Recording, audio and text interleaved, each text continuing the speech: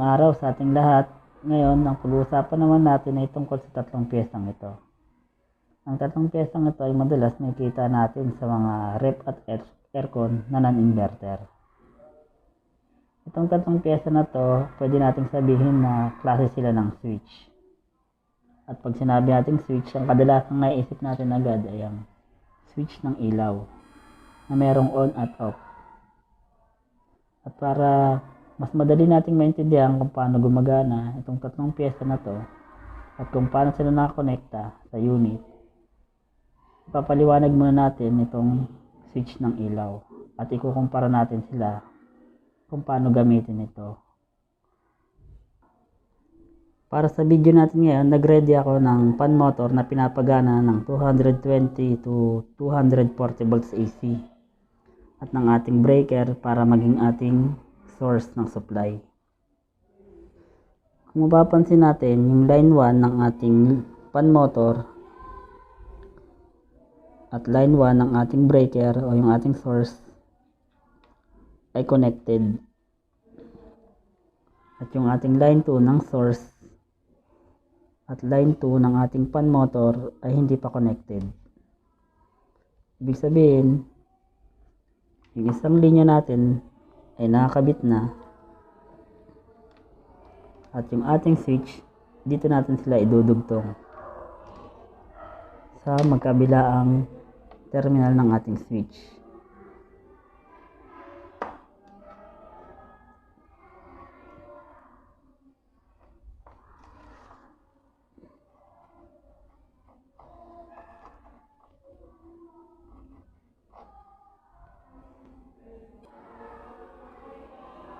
Ibig sabihin, ang isang linya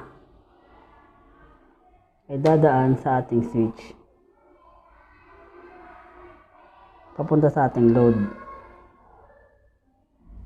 Hindi natin dapat galawin yung isang linya.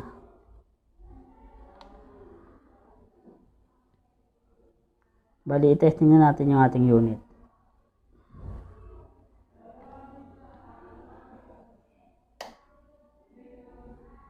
Kung mapapansin nyo, gumana natin fan motor.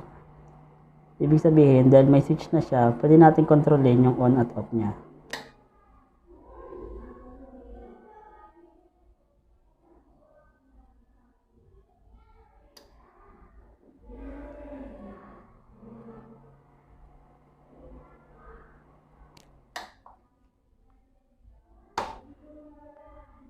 Ngayon naman, ikumpara natin sila sa ating contactor. Paano ba natin ito i-connect?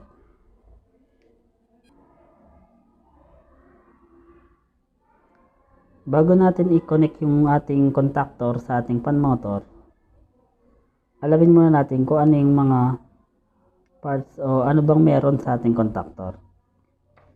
Kung mapapansin natin, meron siyang terminal sa taas at sa baba. Kung mapapansin nyo, meron din siyang parang button o parang switch dito sa taas. Bali, itong ating contactor, pag tinester natin to mula sa taas at ang baba nito, wala yung connection. Normally open yan. Pero once na pinindot mo to, magkakaroon ng connection itong ating dalawang terminal.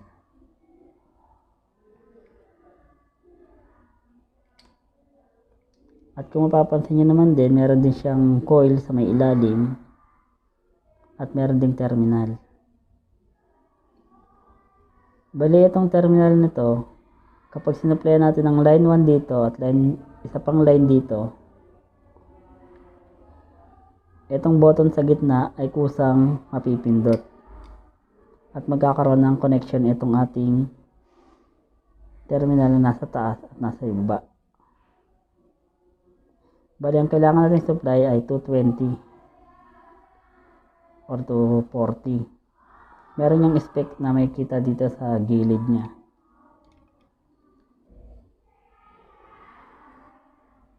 Bali, subukan natin siyang i-testing. kakabit natin siya dito sa ating fan motor. Bali kung ikukumpara natin, parang ganyan ang pwesto niyan.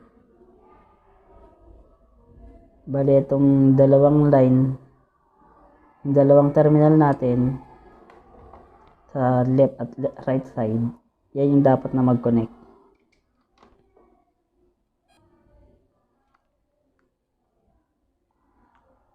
Kung mapapansin natin, yung ating line 1 ay solo pa rin mula sa ating source papunta sa ating load. At yung ating line 2 ng load natin is dire-diretso pa rin dito sa ating contactor, connected na papunta sa ating line 2 gaya ng kaninang switch natin.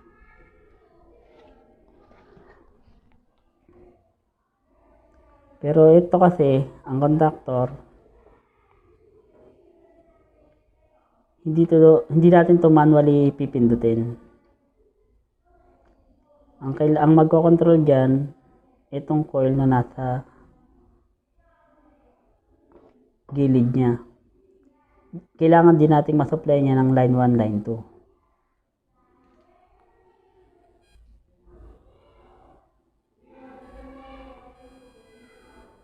Bali, kanina ang sabi natin, kailangan nating supplyan ng line 1 at line 2 etong terminal na nasa gilid para mapindot ito ng kusa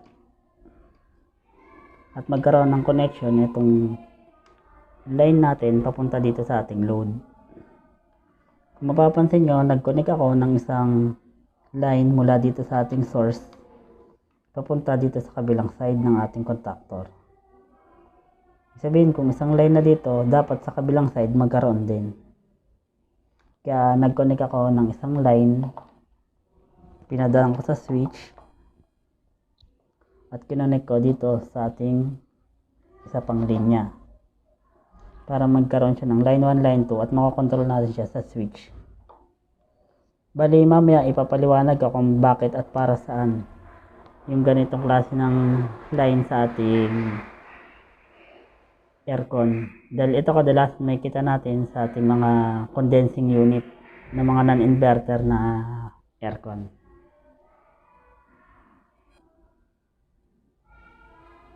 Bali, remind ko lang pala kayo na itong example natin ay ang purpose lang para mas maintindihan natin kung paano gumagana yung contactor. Dahil pag naintindihan nyo kung paano ito gumagana, madali nyo nang malalaman sa condensing unit pag nag-check kayo, mas madali nyo nang matatroubleshoot dahil alam nyo na kung paano gumagana ng ating contactor. Bali, testing na natin siya ngayon. Bali, i-on na natin yung ating switch. Kung mapapansin nyo, yung ating contactor lumubog na, nagpindot na siya, kaya nagkaroon na siya ng connection mula dito sa ating line punta sa ating load. Ay, tingnan nyo to i-off ko ulit yung unit.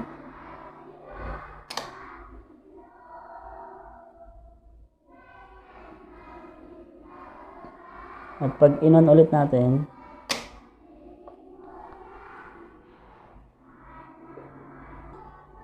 bali mamaya ipapaliwanag natin kung bakit ganito yung linya dun sa ating mga condensing unit o sa ating mga condenser ng aircon na non-inverter. Bali, lipat muna tayo dun sa ating relay.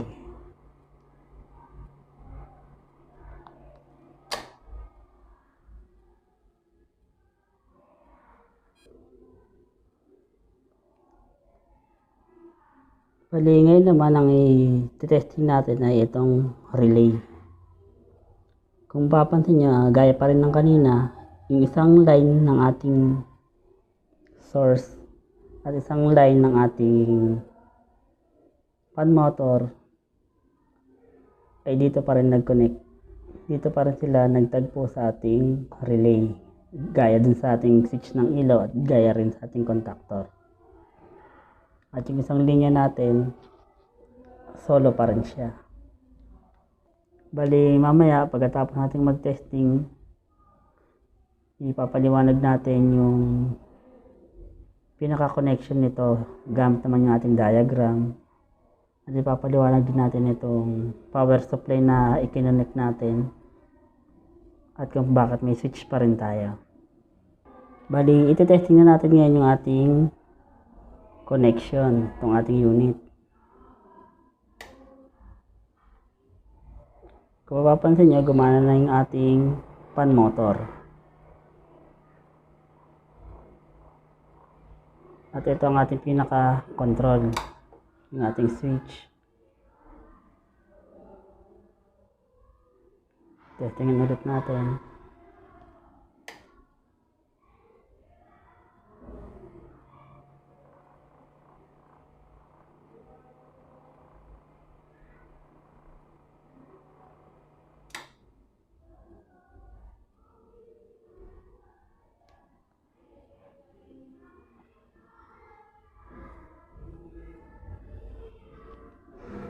Bali, ito palang thermostat, papahapyawan na lang natin. Sa ating thermostat naman, ang connection nito ay kagaya rin ng ating switch. Yung isang line ng ating source dito sa isang terminal at yung isang line ng ating fan motor ay dito naman sa kabila. Bali, kapag inon natin yung ating thermostat, halimbawa nakakabit siya sa ating ref, gagana na tong ating unit, yung ating compressor.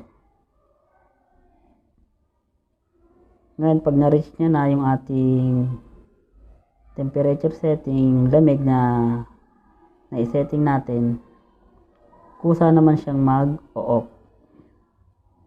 Bali, dito kayo sa ating fan motor, di natin siya matitesting na mag-off dahil kailangan ito na lumamig itong pinaka sensor niya para mag-automatic na mag-off siya. Bali, isasama na lang din natin siya sa paliwanag natin ngayon gamit ang ating diagram. Bali, kanina na-testing na natin yung iba't ibang klaseng switch na ginamit natin, yung relay, contactor, pati na rin yung switch ng ilaw. Tapos yung thermostat, di natin na-testing kanina dahil kailangan natin ng kahit man lang sana yellow, pero dahil wala tayo nun, i-explain ko na lang gamit itong diagram. Bali, yung thermostat kasi natin, kapag inon natin siya, gagana na yung ating compressor. Pagpalagyan natin ito yung compressor mula sa isang line natin, gaya ng nakita natin sa mga tinesting natin kanina. Pag sinabi natin switch, yung isang line ng ating load at isang line ng ating supply, doon sila magkikita sa pinaka switch natin. Ngayon, halimbawa, inon natin yung ating thermostat, mag-on siya, magkakaroon ng connection itong ating line 1 para mag-on itong compressor. Ngayon, kung na-reach niya na yung lamig, automatic na siyang mag-o-off, bibitaw siya ng kusa dahil meron siyang sensor. Ganon gumagana yung ating thermostat. Ngayon, lipat naman tayo dun sa ating contactor.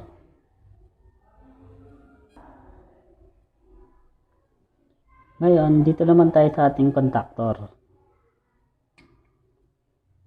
Pagpalagay natin ito yung compressor natin, ito yung contactor, ito yung switch. Kadalasan, may encounter nyo to sa mga non-inverter na split type. Lalong-lalo na sa mga floor stand, yung mga meron pang thermostat. Ipagpalagay natin na itong switch natin kanina na ginamit, yung pinaka-control natin.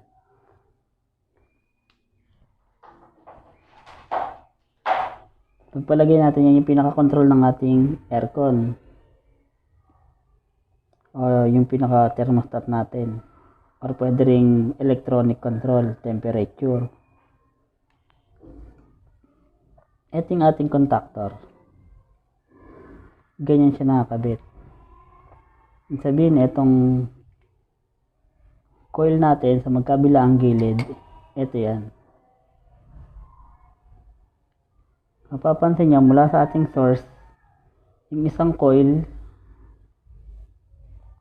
kumuha siya ng supply dito sa line 1 natin. At yung line 2 naman ng ating supply dumaan sa ating control papunta sa ating coil ng contactor. Ibig sabihin, kung ito yung ating control at nag-switch na siya, mabibigyan niya na ng supply itong ating contactor at mag-automatic siya na mapipindot at magkakaroon ng connection itong magkabilaang side na to para yung ating line 2 ng ating source makakatawid mula sa ating contactor papunta sa ating compressor. Ngayon, pag halimbawa ito yung ating sinasabi natin, ito yung thermostat, na-reach niya na ngayon yung kanyang lamig, bibitaw siya ngayon. Ngayon, pag bumitaw siya, mawawalan siya ng supply, mawawalan ng supply dito sa ating isang coil ng contactor. Kaya bibitaw na rin itong ating connection dito sa ating contactor. Kaya hihinto yung ating compressor.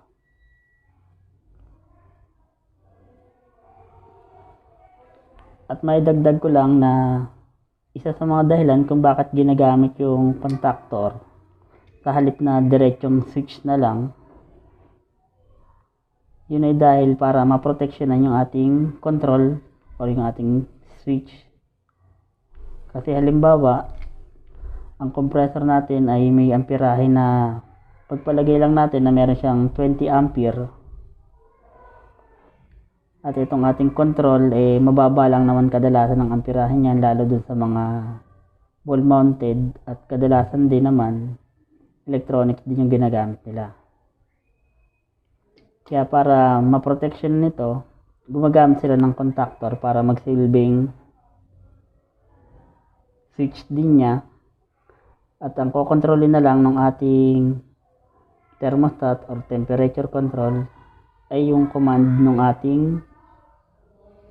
contactor. Ibig sabihin, ang sinusuplayan na lang niya sa halip na yung ating compressor, ang sinusupply niya ay yung ating coil.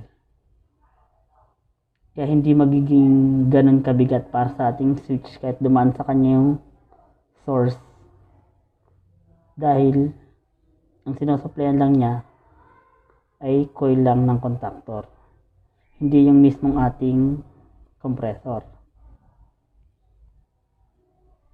Sana naintindihan niyo yung paliwanag ko, at lipat naman tayo dun sa ating relay. Itong relay na to, pinapagana to ng 12 volts DC. Kung yung kanina ang nagsusupply ay 220 volts AC, dito naman ay 12 volts DC. Kung mapapansin natin, meron siyang dalawang terminal sa taas. At meron din siyang 4 na paa. Kung mapapansin natin, merong sign ng coil dito sa dalawang paa na medyo magkalapit. At doon naman sa dalawang paa na mas magkalayo ay mayroong symbol na kagaya sa switch. Bali, etong paa na to, connected lang yan dito. Ganon din sa kabila. Ibig sabihin, itong merong symbol ng windings o ng coil ang susuplayan natin ng 12 volts DC. At ito namang terminal sa taas, dito natin ilalagay yung source ng supply natin, at yung isa naman ay mapupunta dun sa may load o dito sa ating compressor. Bali dito tayo sa ating diagram. Kanina gumamit tayo ng power supply at gumamit din tayo ng switch. Bali yung power supply natin, ang input niyan ay 220 galing dito sa ating source. At ang output niya ay 12 volts DC.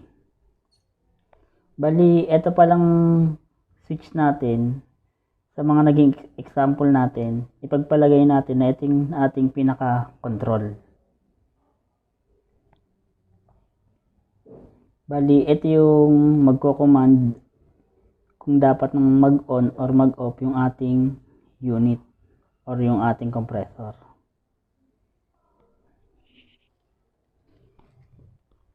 Dito sa ating diagram, nakikita natin na yung isang paa ng ating relay ay nakakonekta na dito sa ating positive.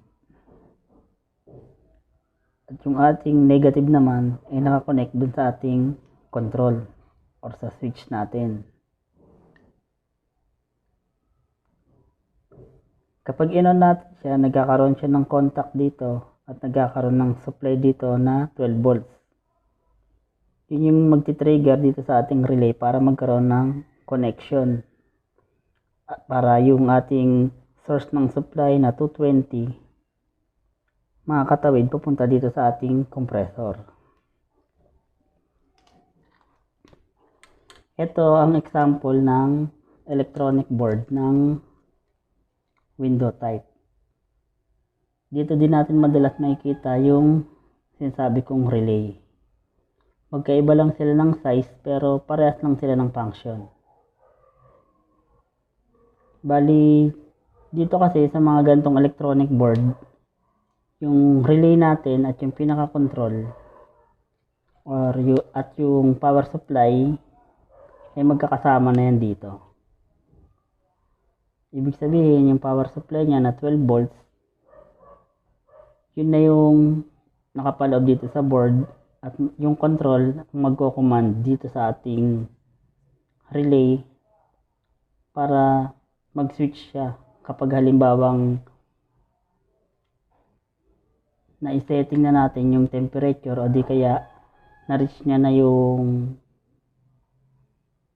setting o yung temperature na magiging dahilan para mag-switch off yung ating control at yung relay para mawalan ng contact yung ating line ng source papunta dito sa ating compressor.